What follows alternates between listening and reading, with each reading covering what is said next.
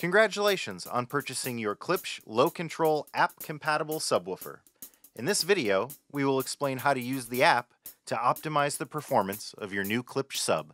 To download the app to your phone or tablet, go to the iTunes App Store for Apple devices or the Google Play Store for Android devices. Search Klipsch LowControl. The app will appear in the results field. Click on the app to download. The Klipsch LowControl app will automatically connect to your subwoofer if you are in the same room. Ensure your subwoofer is plugged in and powered on. Next, open the app. All of the compatible Klipsch subwoofers in the room will appear on the home page. The home page consists of 3 sections. The top section shows all of the Klipsch LowControl compatible subwoofers that are connected to the LowControl app. The EQ mode section contains 6 different EQ presets. Flat applies no EQ preset at all. Cinema mode optimizes the EQ and limiter settings for movies and TV shows. Music mode optimizes the EQ and limiter settings for listening to music, while night mode adjusts the EQ and limiter settings to minimize the disturbances from the subwoofer into neighboring rooms. User 1 and User 2 are user assignable banks in which you can save parametric EQ settings manually entered into the app. More on this later. At the bottom of the page, you'll notice a gain slider. This will adjust the master volume of all subwoofers in the room. To adjust the gain of individual subwoofers, simply click on the arrow to the right of the slider.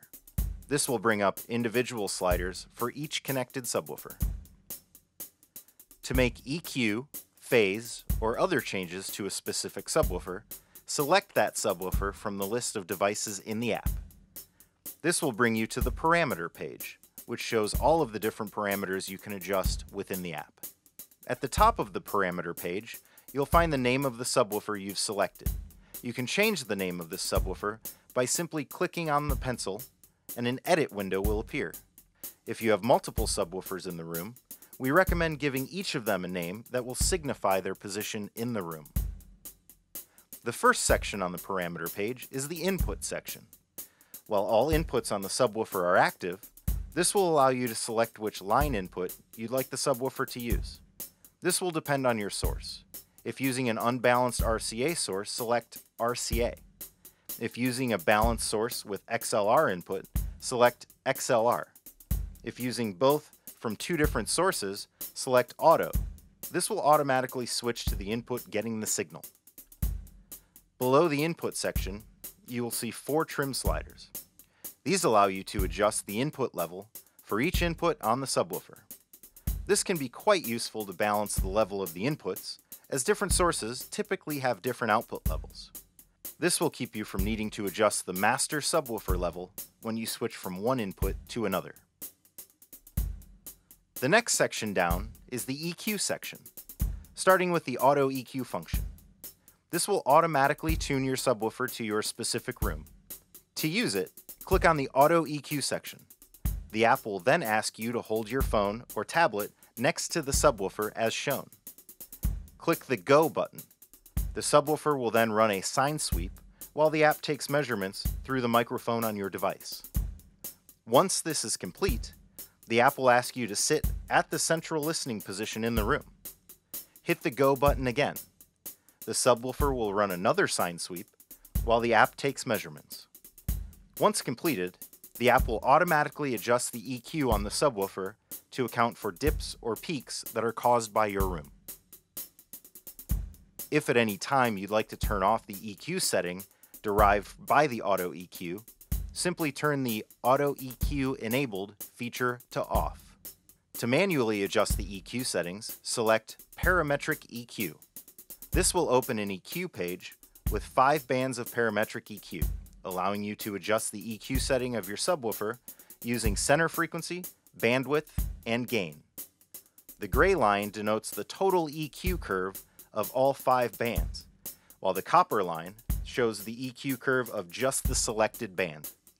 By turning pink noise on, the subwoofer will play pink noise while you adjust the EQ. Once you've set the EQ to your liking, you can save it to one of the EQ presets by pressing the Save icon in the top right corner. Choose which bank you'd like to use, and click Save. Note: by saving to the Music or Cinema bank, you will overwrite the factory-provided preset. In order to restore the factory preset, you will need to reset the subwoofer to its factory default. The next section will allow you to adjust low-pass filter, phase, and delay for your subwoofer. Before we dive into these settings, note that if you turn on the Advanced Control feature, it will allow you to control these parameters for all of the inputs.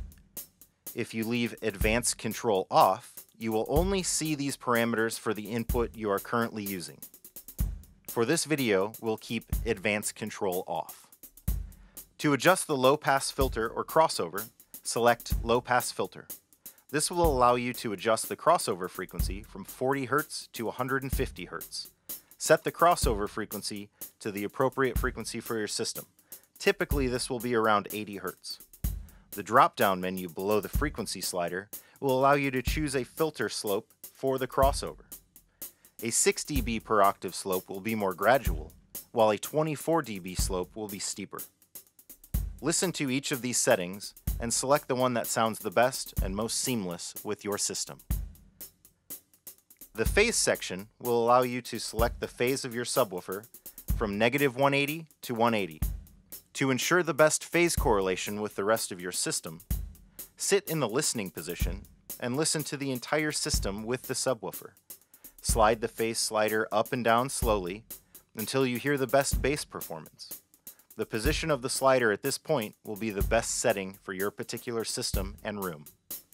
If needed, the Invert Polarity button will raise and lower the selected polarity of your subwoofer by 180 degrees.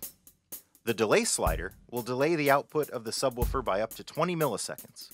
This is useful if your subwoofer is closer to you than the rest of your system and you need the sound to arrive at the same time. Again, this can generally be adjusted by ear. You can adjust the power mode and LED behavior of your Klipsch subwoofer by selecting Power Mode. The Power Mode drop-down menu at the top will give you the options Auto and Ethernet. Auto will automatically turn the subwoofer on when it detects a signal. The subwoofer will turn off automatically when no signal is detected. Ethernet should only be used when utilizing your Klipsch subwoofer with a control or home automation system.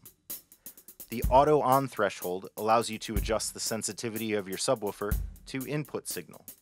If you find that your subwoofer stays on due to extraneous noise in the signal path, simply increase the sensitivity until it is able to automatically turn off. You can also adjust the intensity or brightness of the front panel LED, or you can turn the LED off completely. Lastly, the About section will give you information about your Klipsch subwoofer hardware and firmware. We hope you enjoy the heart-pounding bass your new Klipsch subwoofer provides and the convenience and customization of the Klipsch LowControl app for years to come. For more information on Klipsch products, go to klipsch.com.